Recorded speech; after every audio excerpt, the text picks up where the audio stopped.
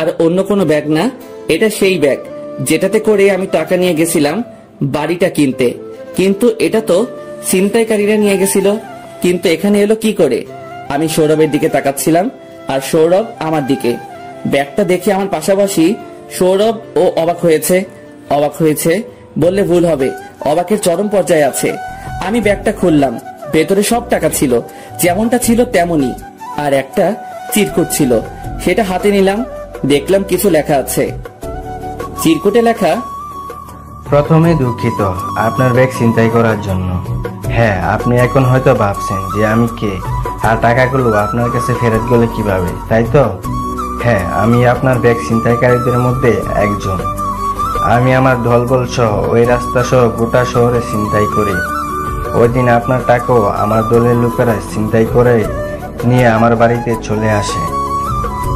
ওইখানে টাকা ভাগাভাগি হচ্ছিল, তখনই আমার মেয়ে চলে আসে সেখানে। একটা মাত্র মেয়ে, অনেক সাধনার ফল, অনেক ভালোবাসি ওকে। ওরা আপনার মানিব্যাগে নিয়ে এসেছিল, সেটাতে আপনার ছবি ছিল। সেটা নিয়ে আমার মেয়ে আমার কাছে এলো, এসে জিজ্ঞেস করলো যে আব্বু, ছবিটা তুমি কোথায় পেলে? আমি কি বলবো যে আমি চুরি করে এনেছি? আমি জিজ্ঞেস করলাম, কেন আম্মু? বলল, আব্বু মনে আছে আমাকে একটা গাড়ি ধাক্কা দিয়েছিল, তখন এই আঙ্কেলটা আমাকে ডাক্তার আঙ্কেলের কাছে নিয়ে গেছিল। ওর ওই কথা শুনে আমার দলের সবার টাকা গোনা বন্ধ হয়ে যায়। আমি দলের লিডার, কিন্তু আমার মেয়েকে ওরা আমার থেকেও বেশি ভালোবাসে। আচ্ছা মামুনি, তুমি যাও, আমি এই আঙ্কেলকে গিফট দিয়ে দেব, কেমন? আমার দলের সবাই সিদ্ধান্ত নিল যে আপনাকে টাকাটা ফিরিয়ে দেবে, কারণ যে আমার মেয়ের জীবন বাঁচিয়েছে তার জীবন আমরা কিভাবে নষ্ট করি। অনেক খোঁজে জানতে পারলাম আপনি এই বাসায় থাকেন, তাই এখানে ব্যাগটা দিয়ে গেলাম। আপনাকে হয়তো অনেক কষ্ট দিয়ে ফেলেছি, অজান্তে মাফ করে দিবেন। আর আমার মেয়েকে সেদিন বাঁচানোর জন্য আমি আজীবন আপনার কাছে চিরকৃতজ্ঞ থাকব। যে কোনো প্রয়োজনে আমাকে ডাকতে পারবেন। ইতি, কৃতজ্ঞ চোর। আমি চিরকুটটা পড়ে সৌরভকে দিলাম, ও পড়লো পুরোটা। আমি একটা প্রফুল্ল হাসি দিলাম। একটা মেয়েকে বাঁচিয়েছিলাম একদিন, আজ তার পুরস্কার পেলাম। আসলে একটা কথা আছে, আপনি যদি কারো ভালো করেন তাহলে তার প্রতিদান কোনোদিন কোনোভাবে নিশ্চিত পাবেন। আজও তাহলে পৃথিবীতে মানুষ উপকারকারীর কৃতজ্ঞতা স্বীকার করে। সেটাই তো দেখছি। একটা কথা মনে রাখিস, তুই কারো ক্ষতি না করলে আল্লাহ তোর কোনো ক্ষতি হতে দিবে না। দেখছি তো তোর থেকে সরাসরি। কিরে, কি আছে ব্যাগে? কি আছে ব্যাগে? আন্টিকে সবটা খুলে বললাম। আন্টি শুনে খুব খুশি হলো। সাব্বির, তাহলে আমাদের টেক্সটাইল মিল দেওয়া হবে আবার। বল। অবশ্যই। আন্টি এই খুশিতে জমজমাট খাওয়া দাওয়া হয়ে যাক। হ্যাঁ অবশ্যই। কি খাবি বল? তেহারি পাক করো প্লিজ। আচ্ছা বস। মা, একটু তাড়াতাড়ি করো, আমরা বেরোবো। আচ্ছা বস। আন্টি অনেকক্ষণ যাবত রান্না করতে গেছেন। সৌরভ আর আমি টিভিতে টম এন্ড জেরি দেখছি। আসলে বড় হলেও আমাদের বাচ্চা স্বভাব এখনো যায়নি। সময় পেলে আমরা কার্টুন দেখি। এইটা নিয়ে আম্মু আন্টি আমাদের অনেক খেপাতো। আম্মুর কথা মনে পড়তেই মনটা খারাপ হয়ে গেল। সেই সাথে নিজেকে শক্ত করে নিলাম, কারণ যে আমাকে নিজের গর্ভের কলঙ্ক মনে করে তার কথা ভেবে দুঃখ করে কি লাভ? তবু মা তো মাই, যতই কষ্ট দিক তাকে কি আর ভুলে থাকা যায়? এর মধ্যে আন্টি ডাক দিল যে রান্না হয়ে গেছে, খেতে আয়। টেবিলে গেলাম, আন্টি বেড়ে দিচ্ছে আর খাচ্ছি। আজ অনেকদিন পর মন ভরে খেলাম। আমিও। তুই তো সকাল থেকে না খেয়ে আসিস। মানে? আরে কিছু না আন্টি, ও দেখে নাই, আমি ওর আগেই খাইছি। আসলেই? আম্মু, ও খাইছে, আমি হয়তো দেখি নাই। ও আচ্ছা। খাবার খেয়ে একটু জিরিয়ে নিলাম, তারপর বেরিয়ে পড়লাম শ্বশুর বাড়ির উদ্দেশ্যে।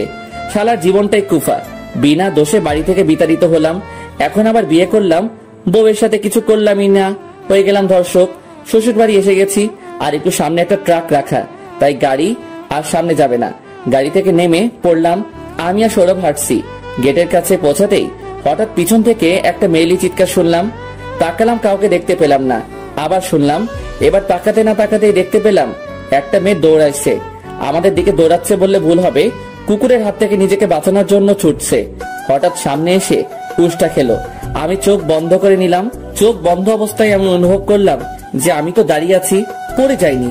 চোখ খুলে যা দেখলাম, বিশ্বাস করেন ভাই, মুই কয়েক হাজার ভোল্টের শক খেলাম। মেয়েটি সৌরভের উপরে শুয়ে আছে। মেয়েটার ঠোঁট আর সৌরভের ঠোঁট গেঁথে গেছে একে অপরের সাথে। না, আমি সিদ্ধান্ত নিলাম এখানে কাবাবে হাড্ডি হয়ে লাভ নেই। মুই অন্যদিকে ঘুরে বাঁশি বাজাতে লাগলাম ঠোঁট দিয়ে। ওই শালা ওঠ। আরে তুই তো ঠিকই আছিস। আরে এই আটার বস্তা আমার উপর থেকে সরা, দম আটকে আসছে। এই মিয়া, আমি আটার বস্তা হলে আপনি শুকনা হাড্ডি। সরি আপু, মাফ করে দেন। এই কাকে আপু বলছেন? আমাকে কিস করলেন, এখন আবার আপু বলা হচ্ছে? শরম করে না আপনার? আমার শরম করবে কেন? আমি কিস করিনি, আপনি জোরপূর্বক করাইছেন। ওই থাম তুই, আর আপনিও থামুন। এই যে ভাইয়া, আপনি তো সবটা দেখেছেন, আপনি কিছু বলেন। আমি কি বলবো? এখানে যা হয়েছে সেটা বলেন। যা হওয়ার হয়েছে সব আল্লাহর ইচ্ছা, কিন্তু ব্যাপারটা রোমান্টিক ছিল। তুই এখানে রোমান্টিকতা খুঁজে পাস? এভাবে দিন দুপুরে একটা ছেলের ইজ্জত লুটে নিল একটা মেয়ে, আর তুই দাঁড়িয়ে দাঁড়িয়ে দেখলি? মেয়েটা আর আমি সৌরভের ন্যাকা কান্না দেখে হাসতে হাসতে মাটিতে গড়াগড়ি খাচ্ছিলাম। আমি কোনো মতে উঠে দাঁড়ালাম। পেট ব্যথা হয়ে গেছে হাসতে হাসতে। মেয়েটি এখনো নিচেই গড়াগড়ি খাচ্ছে। ভাইয়া হাতটা দেন, একটু উঠে দাঁড়াই। সাব্বির, তুইও ওর সাথে যোগ দিলি? দাঁড়া, আমি এখনই 999-এ কল দিচ্ছি। আমি ভাবলাম মজা করছে, কিন্তু আসলেই কল দিল। আমাকে এখানে একটা মেয়ে ইজ্জত লুটের চেষ্টা করছে। ফোন কেটে গেল। টুট টুট টুট। সৌরভ 999 নাম্বারের গোষ্ঠী উদ্ধার করছে গালি দিয়ে। আচ্ছা দেখুন, যেহেতু ধাক্কাটা আপনি খেয়েছেন ওর সাথে, সেহেতু দোষটা কিন্তু আপনার। ধাক্কা তো আমি খেয়েছি। আচ্ছা, আই এম সরি। জান, মাফ করলাম। আমি আর সৌরভ গেট দিয়ে ঢুকলাম, পিছনে মেয়েটাও। আরে আপনি আবার পেছনে পেছনে আসছেন কেন? বললাম তো মাফ করে দিয়েছি। আরে আমি আমার বোনের বাসায় যাচ্ছি, আপনাদের পিছু নিচ্ছি না। মানে? এইটা আমার চাচার বাড়ি। ও আচ্ছা। কিন্তু আপনারা কারা? এখানে কি করছেন? ভেতরে গেলেই জানতে পারবেন। এই বলে আমি আর সৌরভ ভেতরে যাচ্ছি, পিছনে মেয়েটি। ভেতরে ঢুকতেই কাজের বুয়া আসলো। না, ব্যস্ত হবেন না। জামাই সাহেব মানে? হঠাৎ করে উপর থেকে আঙ্কেল বলে উঠলেন, এই তো মাত্র এলাম, কিন্তু ওনারা কারা? ও তোর দুলা ভাই। আমার দিকে ইশারা করে। জান্নাত আপুর হাজবেন্ড? হ্যাঁ। ও দুলা ভাই, সরি, আসলে আমি বিয়েতে ছিলাম না তো, তাই আপনাকে চিনতে পারিনি। কোন ব্যাপার? না এখন তো চিনেছেন। হ্যাঁ। জামাই বাবাজি, তুমি সকালে না খেয়ে চলে গেলে, দুপুর পার হয়ে বিকেল হয়ে গেল, কিছু খাওয়া হয়েছে কি? জি আঙ্কেল, খেয়েছি আমি। জান্নাত খেয়েছে? না, খাইনি। কেন খাইনি সেটা জিজ্ঞেস করলাম, কিন্তু কিছুই বললো না। আচ্ছা বুঝলাম, বুয়া খাবার বেড়ে দেন জান্নাতের জন্য। চাচু আপু কই? উপরে আছে। ও আচ্ছা, আমি দেখে আসি। সাব্বির, আমি বাসায় চলে যাব। কেন? এমনি, রাতে আবার চলে আসবনি। আচ্ছা যা, চলে আসিস। হাফসা উপরে গেল, সৌরভও গেল ওর পিছু। সৌরভ গেল, ওর কিছু জিনিসপত্র আছে আনতে। একটু পরে সৌরভ চলে গেল। আমি আঙ্কেলের সাথে কথা বলছিলাম ওনার সেই ফ্যাক্টরি ব্যাপারে। আমি কিনতে চাইছিলাম, কিন্তু উনি বললেন যে এটা হয় না, কারণ আঙ্কেলের কোনো ছেলে নেই, একটা মেয়ে আর তার জামাই আমি কিভাবে এটা ক্রয় করি? এটা তো আমি এমনিতেই ব্যবহার করতে পারি, কিন্তু আমি ফ্রিতে কিছুই ব্যবহার করতে চাই না। আঙ্কেল অনেক করে বললেন, এখন ওনার কথাকে অগ্রাহ্য করলে বেয়াদবি হয়, তাই আমি রাজি হয়ে গেলাম। কিন্তু প্রত্যেক মাসে একটা ভাড়া আমি জান্নাতকে দিয়ে দিব। খালার বেড়ে দেওয়া খাবার নিয়ে উপরে গেলাম। রুমে প্রবেশ করতেই দেখলাম যে জান্নাত খাটের কোণায় বসে আছে। আমি কাছে গেলাম, খাবারটা টেবিলে রাখলাম। গায়ে হাত দেওয়ার সাহস পাচ্ছি না। কাল রাতে যা করেছি আর সকালে যা ভুগেছি, সেটার পরে তো ভুলেও না। আমি আস্তে করে জান্নাতকে ডাক দিলাম। মাথা তুলে তাকালো। আমি ওর উদ্দেশ্যে খাবার প্লেটটি এগিয়ে দিলাম। দেখুন, আপনি আমার উপরে রাগ করে থেকে খাবার না খেয়ে নিজেকে প্লাস আমাকে কষ্ট দিবেন না দয়া করে। আমি যদি কোনো ভুল করেও থাকি, তার জন্য আমাকে মাফ করে দিবেন। ওইরকম ভুল আমি জীবনে করব না। জান্নাতের চোখগুলো দেখতে পেলাম এলোমেলো, চুলের ভেতর দিয়ে লাল হয়ে আছে, হয়তো কান্না করেছে তাই। সরি। হঠাৎ মনে হলো যে জান্নাত সরি বলেছে। আমি ভাবলাম হয়তো মনের ভুল। কি হলো? সরি বললাম তো। এইবার ঠিকই শুনলাম, জান্নাত আমাকে সরি বলছে। বিশ্বাস হলো না। আপনি অসুস্থ, খেয়ে নেন। কি সব হাবিজাবি বলছেন? এইবার জান্নাত আমার পা ধরে কান্না করে দিল। কি হচ্ছে আমি বুঝতে পারছি না। যে মেয়েটা আমাকে সকালে থাপ্পড় দিল, অপমান করলো, সে এখন সরি বলছে। ব্যাপারটা অদ্ভুত লাগছে। এ কি, আপনি আমার পা ধরেছেন কেন? আরে ছোট লোক মানুষের পা ধরলে আপনার হাত ময়লা হবে। আমি চাই না আমার গায়ে হাত দিয়ে কেউ দূষিত হোক। আর সকালে আপনার হাত ময়লা হয়েছে আমার গালে হাত দিয়ে, ভালো করে হাত ধুয়ে নিবেন। আপনার আমার উপরে রেগে থাকাটাই স্বাভাবিক, কিন্তু তবুও বলবো সরি। জানি এটা ক্ষমার অযোগ্য, তবুও চাইবো আমাকে মাফ করে দিন। আরে ভুল তো আপনি করেননি, করেছি আমি। তাই কারোর মাপ চাওয়ার হলে আমি চাইবো। আপনি হয়তো জানেন না, কাল রাতের ঘটনার ভুল বোঝাবুঝিতে আমি আপনার গায়ে হাত তুলেছি, কিন্তু আমার উদ্দেশ্য সেটা ছিল না। রাগের বশে করে ফেলেছি। আমি একটু বদরাগী, তাই আমার করা ভুলগুলোকে ক্ষমা করে দেন। আরে ছোট লোক মানুষ আপনি, আমার কাছে ক্ষমা চাইলে আপনিও ছোট লোক হয়ে যাবেন তো। আপনি এখনো সেই কথা নিয়ে পড়ে আছেন? আমি বলছি তো আমার ভুল হয়েছে। ও আচ্ছা, আপনার ভুল হয়েছে তো আপনি কি ভুল করেছেন একটু শুনি। তো কাল রাতে আমার জ্বর এসেছিল বৃষ্টিতে ভেজার জন্য, আর আপনি সারা রাত জেগে আমার সেবা করে আমাকে সুস্থ করে তুলেছেন, আর তন্দ্রাচ্ছন্ন হয়ে আপনি আমার সাথে শুয়েছিলেন। আর আমি ভেবেছি আপনি আমাকে খারাপ কিছু করার চেষ্টা করেছেন, তাই রাগের বশে আপনাকে। থাক, আর বলতে হবে না। তা আপনি কিভাবে জানলেন এসব? আপনার বন্ধু সৌরভ আমাকে দুপুরে সবটা বলেছে। ও এই ব্যাপার। তাহলে দুপুরে যখন আঙ্কেলের সাথে কথা বলছিলাম, সৌরভ তখন উপরে এসে সব কথা বলে দিয়েছে। ওকে পরে জিজ্ঞাসা করা যাবে। আর এইদিকে প্লিজ আমাকে মাফ করে দিন। আমি তো আপনার বউ, তাই না? তাই আমার উপর আপনার সম্পূর্ণ অধিকার আছে। আর আপনার উদ্দেশ্য যদি খারাপ হতো তাহলে তো আপনি আমার শর্ত মানতেই অস্বীকার করতেন। আপনার বউকে কি ক্ষমা করা যায় না? জান্নাতের কণ্ঠে আমি আক্ষেপ দেখতে পেলাম, কিন্তু এত সহজে তো ওকে ক্ষমা করা যাবে না। আর ক্ষমা করলেও ওকে বুঝতে দেওয়া যাবে না। ওকে একটু বাজিয়ে দেখতে হবে যে এই আক্ষেপটা কি সাময়িক নাকি চিরস্থায়ী। বউ, এই কথাটা আপনার মুখে মানায় না। আপনি বড়লোক বাবার একমাত্র মেয়ে, আমি ছোট লোক গরিব। আপনার কাছে অপমান জিনিসটা ক্ষণস্থায়ী হলেও এটা আমাকে অনেকটা আঘাত করেছে। যার জন্য এসেছিলাম, শুনলাম আপনি খাননি, তাই খাবার নিয়ে এলাম। খেয়ে নিন, শরীর খারাপ করবে। আমি খাবো না। আপনি আমাকে ক্ষমা না করলে আমি খাবো না। আমার ক্ষমা করার সাথে খাওয়ার কি সম্পর্ক? আছে, অনেক জটিল সম্পর্ক আছে। আচ্ছা, আপনি খেয়ে নেন, আমি ভেবে দেখব। তাহলে আপনি খাইয়ে দেন। কি বলেন? আমার হাতে খাবেন? আপনার সম্মানে লাগবে না তো আবার? এখন কিন্তু রেগে যাচ্ছি। না, এই মেয়েকে রাগিয়ে লাভ নেই। ক্ষমা চেয়েছে সেটা তো কখনই করে দিয়েছি, কিন্তু এটা ওকে বুঝতে দেওয়া যাবে না। আর বউ আমার না খেলে আবার অসুস্থ হয়ে যাবে, তাই খাইয়েই দেই। কিছু হলে তো আমারই হবে। আপনাদের কি আমার 10টা না 5টা না, একটা মাত্র সুন্দরী বউ। আচ্ছা বসুন, আমি খাইয়ে দিচ্ছি। জান্নাত চুলগুলো ঠিক করে আমাকে নিয়ে খাটে বসালো আর আমার সামনে বসে পড়লো, ঠিক যেমন বাচ্চারা করে তেমন। আমি এর আগেও চাচাতো, খালাতো, ছোট ভাই বোনদের খাইয়ে দিয়েছি, তাই এক্সপেরিয়েন্স আছে। আমি জান্নাতকে খাইয়ে দিতে লাগলাম, আরো বাচ্চাদের মতো শব্দ করে খেতে লাগলো। এটা দেখে হাসি থামাতে পারছিলাম না, তবুও অনেক কষ্টে হাসি চেপে রেখেছি। জান্নাত খাচ্ছে ঠিকই, কিন্তু ওর মনোযোগ আমার মুখশ্রীর দিকে ড্যাব ড্যাব করে তাকিয়ে আছে। আমাকে খাইয়ে দিচ্ছেন, আপনি খেয়েছেন? আমার খাওয়া না খাওয়ার সাথে আপনার কি সম্পর্ক? সম্পর্ক আছে, তাই তো জিজ্ঞেস করেছি। খেয়েছি আমি। আর কিছু বললো না। জান্নাতকে খাইয়ে দিয়ে আমি নিচে চলে আসলাম। আঙ্কেল নিচে বসে আছেন। বাবা, মেয়েটা খেয়েছে? হ্যাঁ, আমি খাইয়ে দিয়েছি। আমাকে বাঁচালে বাবা। আমার মেয়েটা আসলে অনেক জেদি। একবার রাগ করলে সহজে রাগ ভাঙে না, আর একটু বাচ্চাদের মতো। আমি জানি না তোমাদের মধ্যে কি হয়েছে, তবে এটুকু বলবো যে ওকে কোনোদিন কষ্ট পেতে দিও না বাবা। আমার মা মরা একমাত্র মেয়ে। আঙ্কেলের কথাগুলো ঠিকই, আমি চাই না ওকে কষ্ট দিতে, তবুও ওকে একটু পরীক্ষা করে দেখতে হবে। সন্ধ্যা হয়ে এসেছে, প্রায় ছাদে বসে আছি। সৌরভ এসেছিল, ওকে ফোন দিয়েছিলাম ফ্যাক্টরির জন্য। প্রয়োজনীয় মেশিন আর যন্ত্রপাতি কিনতে পাঠিয়েছি টাকা দিয়ে। সব অর্ডার করে রেখেছি, ও শুধু সেগুলো আনবে আর সব গোছগাছ করবে। একটা সিদ্ধান্ত নিয়েছি, যেটা সৌরভকে পরে জানাবো। হঠাৎ কারোর গলার আওয়াজে পেছনে তাকালাম। আওয়াজটা চেনা। হ্যাঁ, এটা জান্নাতের গলা। আর পেছনে জান্নাত দাঁড়িয়ে আছে, হাতে কফির মগ। কি ভাবছেন এত মশগুল হয়ে? তেমন কিছু না, নতুন ফ্যাক্টরির ব্যাপারে। আপনি নতুন ফ্যাক্টরি দিচ্ছেন নাকি? খুব বড় না, তবুও। ও মা, এটা তো ভালো কথা। ও হ্যাঁ, আপনার সাথে একটা কথা বলার ছিল। হ্যাঁ, বলে ফেলুন। আপনাদের ঢাকা শিল্প এলাকায় যে পরিত্যক্ত ফ্যাক্টরিটা আছে, সেটাতেই আমার ফ্যাক্টরি দিচ্ছি। তো কি হয়েছে? এটা নিয়ে কি বলার আছে? আছে, অনেক কিছু আছে। প্রথমত, ফ্যাক্টরিটা আমার না, আপনার।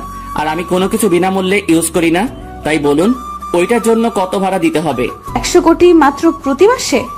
ওমর খোদা, কি তখন আমনে 2 ইঞ্চি জায়গার এত ভাড়া?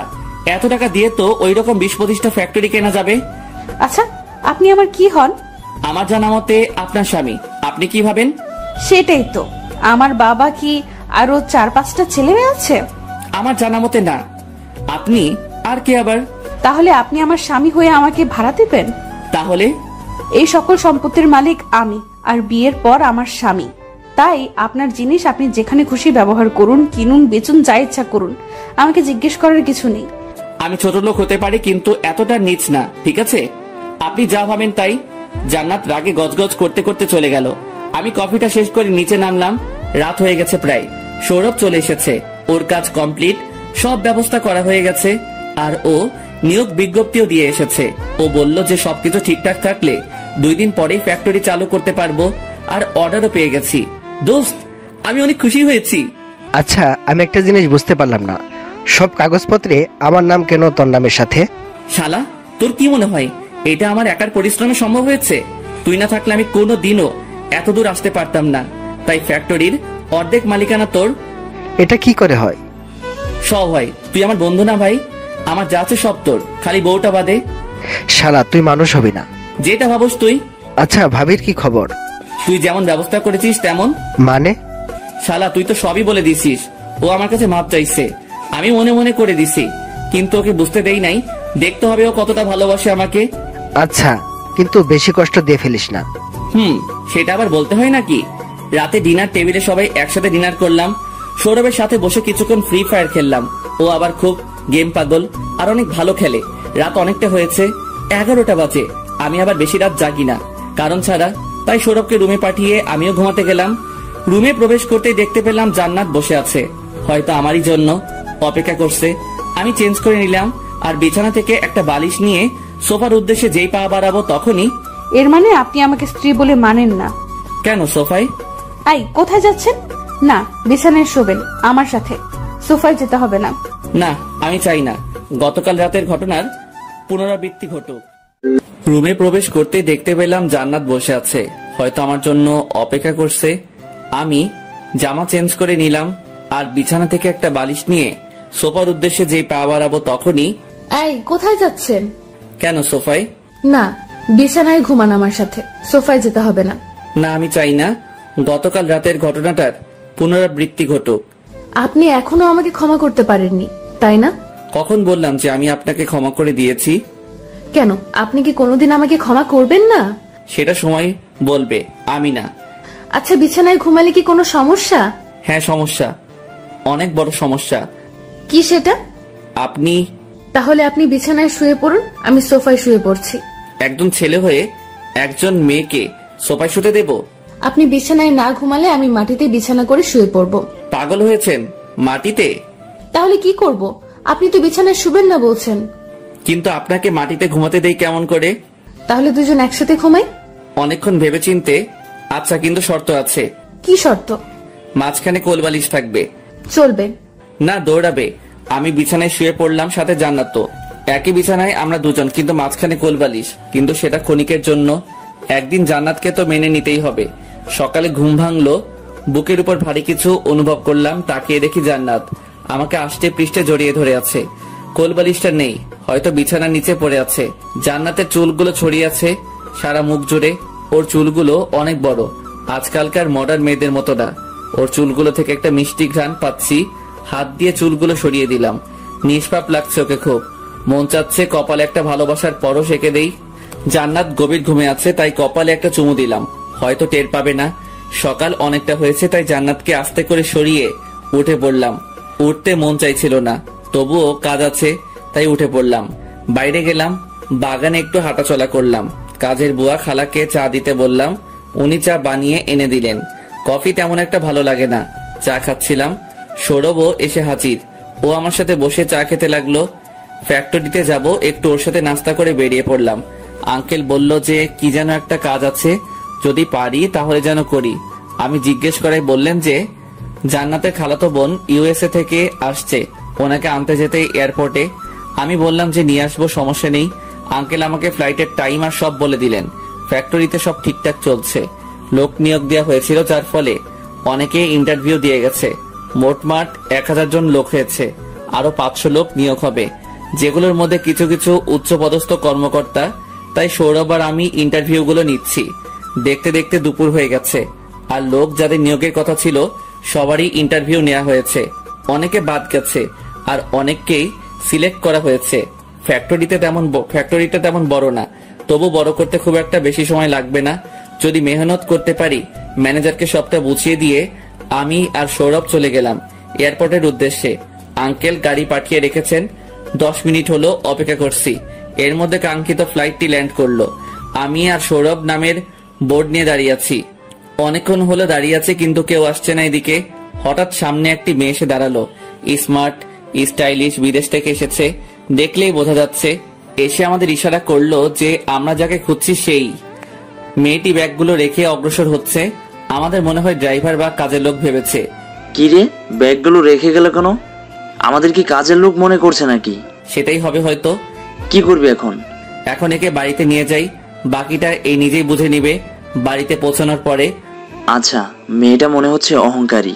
বড়লোক বাপের পোলাপান এমনই হয়। কই দোষ, আমরা তো অনেক বড় লোক ছিলাম, তুই তো এখনো আছিস, কিন্তু আমরা তো এত অহংকারী ছিলাম না। আমরা কোনোদিন সম্পদের বড়াই করিনি। হাতের 5টা আঙ্গুল কি আর সমান হয়? সবকিছুতেই ভালো মন্দ আছে। এই যে ভকভক করা বাদ দেন, গাড়ি চালান। মেয়েটিকে অর্থাৎ ঈশাকে নিয়ে বাসায় পৌঁছালাম। আসার সময় আমার কোম্পানির সামনে দিয়ে আসছিলাম, তখন আব্বুকে দেখতে পেলাম। অফিসের সামনে অনেকদিন পরে দেখলাম শুকিয়ে গেছে। ট্রাফিক জ্যাম ছিল তাই অনেকক্ষণ দেখার সুযোগ পেলাম। হঠাৎ মনে হলো আব্বু যেন আমাকে দেখতে পেয়েছে, কিন্তু ততক্ষণ জ্যাম ছুটে গেছে, তাই গাড়ি চালিয়ে চলে আসলাম। বাড়িতে পৌঁছে, খালু, আপনার ড্রাইভার গুলো তো অনেক হ্যান্ডসাম, আজকাল এমন ড্রাইভার পাওয়া যায় নাকি? আঙ্কেল জান্নাত লাঞ্চ করতেছিল। ঈশার কথা শুনে দুজনেই ঈশার দিকে অগ্নি দৃষ্টিতে তাকিয়ে রইলাম। কি হলো? কি বললাম খালু, এভাবে দেখছেন কেন? আর জান্নাত আপু, তুইও এভাবে দেখছিস কেন? যেন চোখ দিয়ে খেয়ে ফেলবি। তুই জানিস কাকে ড্রাইভার বলেছিস? কাকে আবার? ড্রাইভারকে ড্রাইভার বলেছি? ও ড্রাইভার না, আমার হাজবেন্ড, তোর দুলাভাই। আর সাথে একটা সৌরভ, তোর দুলাভাইয়ের বেস্ট ফ্রেন্ড। তোর সাহস কি করে হয় আমার হাজবেন্ডকে ড্রাইভার বলার? কি বলছিস কি? বিশ্বাস হচ্ছে না। আমি তো জানতাম তোর বিয়ে হয়েছে, কিন্তু তোর হাজবেন্ড তো উনি না। আমি তো আরেকজনের ফটো দেখেছিলাম। ওই ছেলে 1 নম্বরের চিটিং বাজ, ওর সাথে কথা বলিস না। কিভাবে ওর সাথে আমার বিয়ে হয়? সবটা শুনে ঈশা চমকে গেল। আমাদের দিকে এমন করে তাকালো যেন এলিয়েন। কোনো ব্যাপার না, আপনি ভুল বুঝতে পেরেছেন, এটাই অনেক। আর কেউ যদি কোনো কিছু না জেনে করে তাহলে সেটাকে ভুল হিসেবে ধরা যায় না। আর কারো ভবিষ্যতে কারোর ব্যাপারে কমেন্ট করার আগে একটু যাচাই করে নেবেন, তাহলেই হবে। Yes boss. আপনি কি আর্মি নাকি? আপনি তো বলে দিলেন আমি কি। আসলে আপনি আর্মি? ও সেনাবাহিনীর কর্নেল। ওমা, কি তা কোন? তাহলে বিদেশি কেন? ট্রিটমেন্টের জন্য। ও আচ্ছা। এখন সুস্থ হয়েছেন? জি। আচ্ছা, তাহলে রেস্ট নিন, অনেকটা পথ জার্নি করে এসেছেন। ধন্যবাদ। আরে কি বলিস তুই এগুলো আপু? যা সত্য তাই বললাম। তোর হিংসা হয় নাকি? আমার আবার হিংসা হচ্ছে কোথায়? তোর চেহারা দেখলেই বোঝা যাইতেছে। আচ্ছা, আমি হিংসা করি? এখন চল উপরে চল, তোর দুলাভাইকে খাবার দিয়ে আসি। জান্নাত খাবার বেড়ে দিয়ে গেল, খেয়ে নিলাম। বিকেলে ঈশার সাথে জমিয়ে গল্প করলাম। মেয়েটাকে যতটুকু অহংকারী ভেবেছিলাম তার উল্টা খুব মিশুক, কিন্তু আর্মি অফিসার। চেহারা দেখলে মনে হয় খুব গম্ভীর। রাতে সবাই মিলে বসে বসে লুডো খেলছিলাম, তখনই সৌরভের ফোনে কল আসে। সৌরভের ফোন দিয়ে খেলছিলাম তাই স্পষ্ট নাম্বারটা ভেসে উঠলো, আন্টি দিয়ে সেভ করা। সৌরভ মোবাইল নিয়ে একটু দূরে সরে গেল। হ্যালো, আসসালামু আলাইকুম। ওয়ালাইকুম আসসালাম, কেমন আছিস? জি আন্টি, ভালো আছেন? এই তো বাবা, তা সাব্বিরের কোনো খবর জানিস? না আন্টি, সাব্বিরের খবর আমি জানবো কি করে? তোর আঙ্কেল নাকি দেখে সাব্বিরকে। আঙ্কেল দেখেছে? কখন, কবে? আগে বল তুই, সাব্বিরের কোনো খবর জানিস কিনা? আন্টি, আমি জানি না সাব্বির কোথায় আছে, আর জানলেও বলবো না। আপনারা যা করছেন ছেলেটার সাথে, ও বেঁচে থেকেই মরে গেছে। এসব বলে লাভ নেই আন্টি, যা ভুল করেছেন তার মাসুল তো ভোগ করতেই হবে। সৌরভ ফোন কেটে আবার লুডো খেলতে বসে পড়লো। সৌরভ ভাইকে ফোন দিয়েছিল, সাব্বিরকে খুঁজছিল। কেউ না, পুরনো অতীত, মানে কিছু না। সাব্বির, তুই একটু সাইডে আয়। বলো। একটু দূরে সরে গিয়ে। তোর মা ফোন দিয়েছিল। জানি, পরে কি? বলো যে তোর ঠিকানা বলতে, ওনার তোর কাছে মাপ চাইছে। মামার বাড়ির মোয়া নাকি? চাইলো আর পেলো? আমার কেউ নেই, আমি এতিম। অনেক কান্নাকাটি করছিল, বলছিল জীবনে সব থেকে বড় ভুল করেছে তোকে সেদিন বিশ্বাস না করে। ভুল, এই শব্দটা আমার রক্তের সাথে মিশে গেছে। আর আবার যদি ফোন দেয় বলে দিস সাব্বির মারা গেছে। অন্যদিকে ঈশা আর জান্নাত ভাবছে কি হলো হঠাৎ করে আমার, আর কি বা রহস্য আছে এই ফোন কলে। এটা নিশ্চিত সাব্বির ভাইয়ার বাড়ির কল। কিন্তু আমার জানা মতে সাব্বির তো এতিম। তুই ভুল জানিস, হয়তো সাব্বির ভাই কিছু লুকাচ্ছেন তোর থেকে। হতে পারে, কিন্তু কি সেটা তুই জিজ্ঞেস করে নিস। আমাকে বলবে না কেন? জান্নাত বাসরাতের কথা সবটা খুলে বলে ঈশাকে। এইরকম একটা মানুষকে তুই মেরেছিস? হ্যাঁ, আমার অনেক বড় ভুল হয়েছিল, সবটা না জেনে জেদের বশে করেছি। আর যাই হোক, আমার অভিজ্ঞতা থেকে বলতে পারি ভাইয়া খারাপ মানুষ না, কিন্তু ভাইয়ার ভেতরে অনেক রহস্য আছে। কি সেটা? তোর হাজবেন্ড তুই বের কর। তার আগে তো আমাকে তার মেনে নিতে হবে। একটা সিস্টেম আছে ভাইয়ার কাছে যাওয়ার। তাড়াতাড়ি বল। ঈশা জান্নাতকে কানে কানে সব বলে কিভাবে কি করতে হবে। আমি আর সৌরভ এসে বসলাম ওদের সাথে লুডো খেলার জন্য। আমি খেলবো না। কেন, কি হয়েছে? শরীরটা কেমন যেন লাগতেছে। হঠাৎ করে কি হলো? এই তো কিছুক্ষণ আগেও দিব্যি ছিলেন। আরে অসুস্থতা কি বলে কয়ে আসছে নাকি? সেটাও ঠিক, অসুস্থ বোধ করলে রুমে চলে যান, খেলতে হবে না। জান্নাত চলে যায়। মেয়েটাকে একটু আগেও দেখলাম সুস্থ, হঠাৎ কি হলো? রাত অনেকটা হয়েছে। সৌরভ আর ঈশা রুমে গেছে ঘুমাতে। আমিও গেলাম রুমে, গিয়ে জান্নাতের পাশে কোলবালিশ দিয়ে শুয়ে পড়লাম। ঘুম চলে এসেছিল, তখনই জান্নাতের একটা হাত আমার উপর এসে পড়লো। আমি সরাতে গেলে বুঝতে পারলাম জান্নাতের জ্বর এসেছে। আমি শিওর না যে ওর জ্বর এসেছে, কিন্তু একটু আগেও তো সুস্থই ছিল, এখন আবার কি হলো? আমি ওর কপালে হাত দিলাম চেক করার জন্য। হ্যাঁ, সাংঘাতিক জ্বর এসেছে, হাত পুড়ে যাচ্ছে, আমার সারা শরীর দিয়ে আগুন বেরোচ্ছে। এখন কি করব আমি? ওই দিন রাতের সব কথা মনে পড়ে গেল, কিন্তু ওকে এভাবে ফেলে রাখতেও তো পারি না। তাই ভাবলাম যা হবার হবে, আগে ওর সুস্থ হওয়া দরকার। তাই জান্নাতকে আগের দিনের মতো ট্রিটমেন্ট করতে লাগলাম, কিন্তু জ্বর কমছে না। তাই ভাবতে লাগলাম কি করব, ডাক্তার ডাকবো? রাত তো অনেকটা হয়েছে, ডাক্তারই বা পাবো কোথায় এখন? জান্নাত হঠাৎ অস্পষ্ট স্বরে কিছু বলতে চাইছে। কিছু বলবে? জান্নাত হাতের ইশারায় ডাকলো, বলো। তোমার জ্বর আসলো কিভাবে সেটাই তো বুঝতে পারছি না। জান্নাত আমার পোলো টি শার্টের কলার ধরে টান দিল। আমি জান্নাতের উপরে পড়লাম, ওর ঠোঁটের উপর আমার ঠোঁট। ওর নিঃশ্বাস অনেক গরম হয়ে আছে, জ্বরের কারণে এমনটা হয়েছে। জান্নাতের আধো আধো খোলা চোখ আমার চোখের দিকে তাকিয়ে আছে। সাব্বির, প্লিজ আমাকে ক্ষমা করে দাও, আমি হয়তো আর বাঁচবো না। তাই প্লিজ আমার প্রতি আর রাগ করে থেকো না, আমাকে তোমার স্ত্রীর অধিকার দাও। কি বলবো বুঝতে পারছি না। জান্নাত আমার কাছে ক্ষমা চাইছে, এগুলো হয়তো জ্বরের ঘরে বলছে। আরে আপনি জ্বরের ঘরে কি বলছেন এসব? আমি যা বলছি মন থেকেই বলছি। জান্নাতের গরম নিঃশ্বাস আমাকে পাগল করে দিচ্ছে। আর যতই হোক আমি একজন পুরুষ।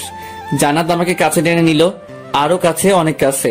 ওর ঠোঁট আমার ঠোঁটে ক্রমাগত ভালোবাসা খুঁজে যাচ্ছে। আমি আর নিজেকে কন্ট্রোলে রাখতে পারলাম না, নিজেকে ওর কাছে সঁপে দিলাম। বাকিটা ইতিহাস। আর আমি সায়েন্সের ছাত্র, তাই ইতিহাস খুব একটা ভালো ব্যাখ্যা করতে পারি না, তাই বাকিটা ইমাজিন করে নেন। অতঃপর সকালে ঘুম ভাঙলো, কানে পানি অনুভব করলাম, মনে হচ্ছে কানে পানি প্রবেশ করছে, কিন্তু বিছানায় পানি আসবে কি করে? ও শিট, কালকে রাতের কথা মনে পড়ে গেল। আমি এটা কিভাবে পারলাম? জান্নাতের অসুস্থতায় মেয়েটা আমাকে কতটা নীচ ও খারাপ ভাবে। ছি ছি, এটা কিভাবে পারলি তুই সাব্বির? নিজেই নিজেকে বললাম। বিছানার পাশে তাকিয়ে দেখলাম জান্নাত দাঁড়িয়ে আছে, চুল ঝাড়ছে, হয়তো মাত্র গোসল করে এসেছে। আমাকে জান্নাতের কাছে ক্ষমা চাইতে হবে। ও কি আমাকে ক্ষমা করবে? জান্নাত, দেখুন কালকে রাতে যা হয়েছে সবটা আমার অনিচ্ছায়, আমি নিজেকে কন্ট্রোল করতে পারিনি। আমি কিভাবে পারলাম এটা করতে? প্লিজ আমাকে ক্ষমা করে দাও। আমি আজ থেকে সোফায় শোবো, না হলে আবার সমস্যা হবে। এসব জান্নাত খুব মন দিয়ে শুনছিল, ওর মনে কি চলছে জানি না, মুখটা অনেক গম্ভীর করে রেখেছে। জান্নাত আমার কাছে আসলো, হয়তো লাথি উষ্টা চট থাপ্পড় দিবে, তাই চোখ বন্ধ করে নিলাম। এটাই আমার প্রাপ্য। কিন্তু কিছু সময় অতিক্রান্ত হওয়ার পরেও কিছু অনুভব করলাম না, কিন্তু কারোর চাপা হাসির আওয়াজ পাচ্ছি। চোখ খুলে দেখলাম জান্নাত মুখে হাত দিয়ে হাসছে। আমার তাকানোতে এবার জোরে জোরে শব্দ করে হাসতে লাগলো। না, এই কি ব্যাপার? আপনি হাসছেন কেন? পাগল হয়ে গেছেন নাকি? বাট আপনি একটা পাগল। কিভাবে? আরে, নিজের স্ত্রীর সাথে আপনি যা খুশি করেছেন, এতে আবার ক্ষমা চাওয়ার কি আছে? আর স্বামী হিসেবে আপনি এক রাত কেন, হাজার রাত্রি আমাকে ভালোবাসতে পারেন, এতে দোষের কি আছে? আমি যা ভেবেছিলাম তার উল্টোটা ঘটেছে। আপনার মাথা ঠিক আছে নাকি এখনো জ্বরের ঘরে আছেন? আমি এখনো ঠিক আছি, আর গতকাল রাতেও ছিলাম। মানে গতকাল রাতে ঠিক ছিলেন মানে? মানে হয়েছে কি, গতকাল রাত্রের সবটা সাজানো ছিল, নাটক ছিল। নাটক হয় কিভাবে? আপনার তো জ্বর ছিল, সেটা কি মিথ্যা? জ্বরটা তৈরি করা হয়েছিল পেঁয়াজের কারিশমায়। ও মাই খোদা, মানে আপনি? হ্যাঁ, এই সবটা আমাকে শিখিয়েছে ঈশাজি। ও তলে তলে এত কিছু? তলে তলে সিএনজি চলে আর আমি চালালেই হরতাল? এই আপনার এইসব কথা বাদ দেন, মাথার উপর দিয়ে যায়। যা হবার হয়েছে, বেশ হয়েছে। তাহলে আবার হয়ে যাক বলে একটা দুষ্টু হাসি দিলাম। আপনি তো সেই অ্যাডভান্স লেভেলের। আপনার তুলনায় কমই আছি। May I doing in the কামরা? আমি আর জান্নাত নিজেকে